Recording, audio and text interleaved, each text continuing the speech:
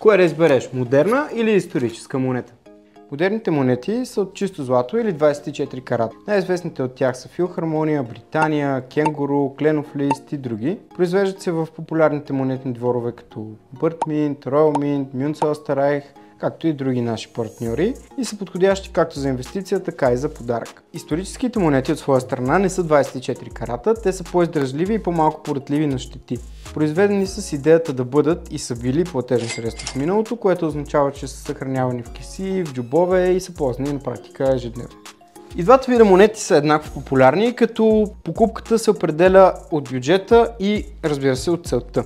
За по-малък бюджет историческите монети са по-изгодни спрямо модерните. Когато инвестицията е по-голяма, вече по-добрата опция би била монета от унция, като Британия, Кенгуру или Кленов лист. Ако търсите подарък, модерните серии като Лунар или Пазителите на Тюдорите биха били чудесен избор. А ако човек, когото искаме да зарадваме, се интересува от история, бихме избрали монета като Гениус или Дукат. Последвани за още златно съдържание.